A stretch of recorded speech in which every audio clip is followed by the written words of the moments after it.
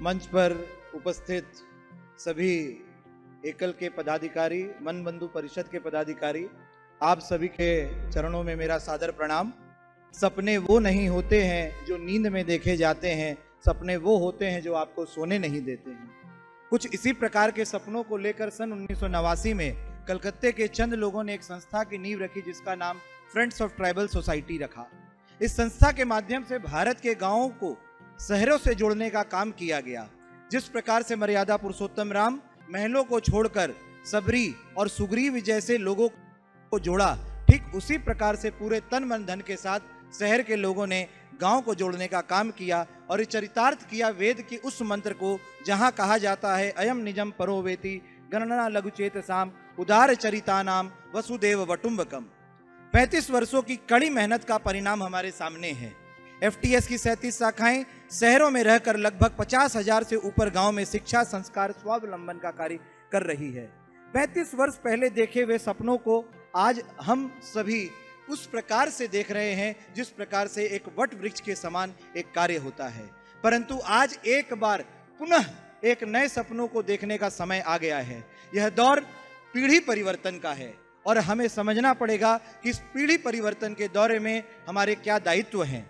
35 वर्ष पहले जिस मसाल को लेकर उस समय 35 वर्ष के जो युवा रहे होंगे, आज वह पूरी पीढ़ी हमारे सामने बैठी है और आज वह तैयार है उस मसाल को हमारे हाथों में देने के लिए।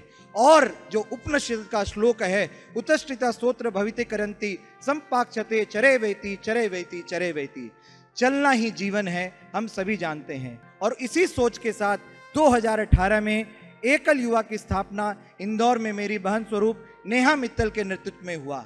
नेहा ने इस मसाल से देश के विभिन्न शहरों में एकल युवा की स्थापना की और एफटीएस के जितने भी चैप्टर्स थे वहां भी एफटीएस युवा एकल युवा की स्थापना को किया गया। जिस प्रकार से आदरणीय रामेश्वर लाल जी काबरा जी ने, हम बापू जी कहते हैं, श्री मांगी लाल जी जैन, श्री पीडी जी चितलांगिया, इन लोगों ने शहरों में चैप्टर का विस्तार किया। जिस प्रकार से श्रीमती पुष्पा जी मुंदड़ा ने महिला समिति के चैप्टर का विस्तार किया, ठीक उसी प्रकार से नेहा को पूरा इतिहास स्मरण करेगा एकल युवा के चैप्टर की स्थापना के लिए।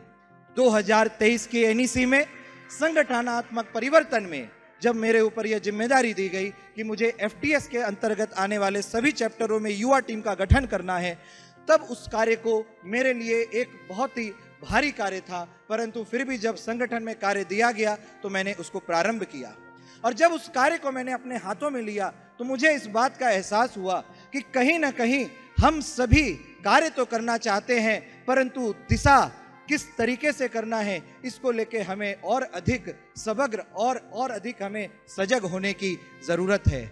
आज गाँव को हमारी जरूरत है या हमें गाँव की जरूरत है। जब तक इस विषय पर हम ध्यान नहीं देंगे, जब तक इस बात को हम अपने ध्यान में नहीं रखेंगे, हमें हमेशा लगता है कि हम सेवा कार्य कर रहे हैं, परंतु असल में हमें गांव की जरूरत है, क्योंकि जब तक गांव है तब तक हम सुरक्षित हैं। हमें इस बात का स्मरण हर समय करना पड़ेगा।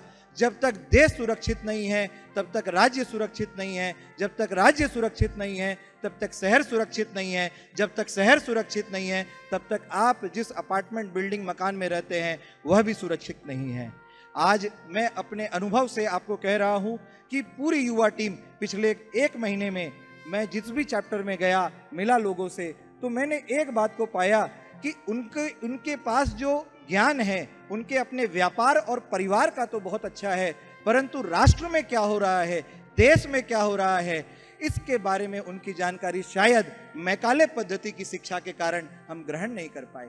आज मैं आप सभी से कुछ बहुत बेसिक प्रश्न पूछता हूं। आप जरा बताइए, जो युवा यहाँ बैठे हैं, देश में इमरजेंसी क्यों लगी? क्यों 500 वर्ष लगे राम मंदिर को बनने में? आखिर ऐसा क्या हुआ कि अंग्रेज हमें 200 वर्ष तक गुलामी में रख पाए? आज इन सभी प्रश्नों का उत्तर जो 65 वर्ष के लोग हैं उनके पास तो है, परंतु मेरी तरह के जो 40 वर्ष के युवा हैं उनके पास इनका कोई उत्तर नहीं है। आज जब केरला फाइल्स और कश्मीर फाइल जैसी पिक्चरें आती हैं तब हमारे घर की माँ बहनें जगती हैं और उन्हें यह भय होता है कि देश के चारों तरफ चल क्या रहा है, और तब वह सोचती हैं कि वन बंधु परिषद जैसे संस्थानों में जब तक हम जाके काम नहीं करेंगे, जब तक हम इन लोगों से मिलेंगे नहीं, कार्य नहीं होगा। आज राष्ट्रीय युवा कॉन्क्लेव, इसके बारे में जो विचार किया गया, इसके पीछे मूल मंत्र जो है वो यही मंत्र है कि हमारे जैसे लोगों के जो सोचने का तरीका हमारे राष्ट्र के प्रति है, हम उसको थोड़ा ठीक करें।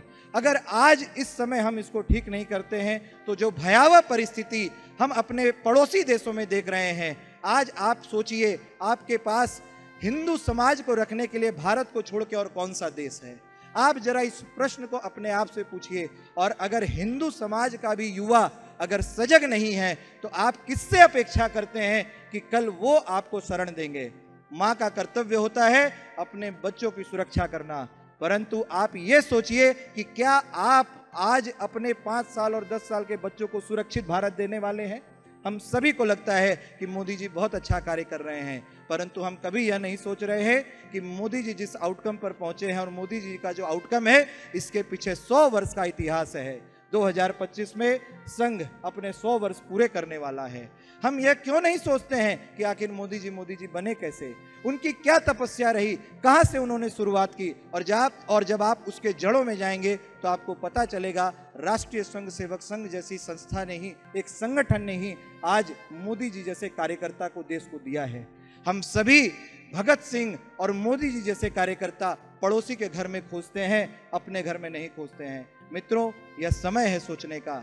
हमें बहुत छोटा सा काम दिया गया है। हमें कोई नहीं कह रहा है आपको बॉर्डर में जाकर बंदूक उठानी है, आपको कोई नहीं कह रहा है सियाचिन जैसे कड़े प्रदेशों में जाकर आपको काम करना है।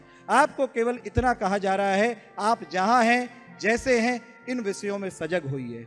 अभिज्ञ जो इस कार्यक्रम का नाम दिया गया, इसका अर्थ होता है ज्ञानी। अब हम चार्टर्ड अकाउंटेंट, डॉक्टर, इंजीनियर बन के तो बहुत बड़े ज्ञानी बन गए। भौतिक ज्ञान तो हमने बहुत लिया, परंतु अब हमें अपनी भूमि और अपने राष्ट्र की सुरक्षा करने का भी ज्ञान लेने का उत्तरदायित्व है। इसीलिए इस कार्यक्रम को हमने अभिज्ञ दिया। विषय जो हमने रखा, भारत को भारत कैसे बनाएं, यह सब्जेक्ट मुझे परम पूज्य सर संचालक जी श्री मोहन जी भागवत के एक वक्तव्य से मिला, जिस वक्तव्य में वो कह रहे हैं कि भारत 5 ट्रिलियन की इकोनॉमी तो बन जाएगा, कल वो अमेरिका और चाइना जैसी इकोनॉमी के भी पीछे खड़ा हो जाएगा, परंतु क्या हमें अमेरिका जैसा ग्रोथ करना है जहां परिवार नहीं है? क्या हमें चाइना जैसा ग्रोथ करना है जहां डेमोक्रेसी नहीं है? तो हमें यह सोचना है कि इन सारे ग्रोथ को देखते हुए भी भारत अपनी रीति और नीति को अपनाए रखे, अपनी संस्कृति को अपनाए रखे। इस पूरे कॉन्क्लेव में देश के 22 चैप्टरों से 22 शहरों से अधिक से लोग आए हैं। मैं उन सभी का हृदय से स्वागत करता हूं।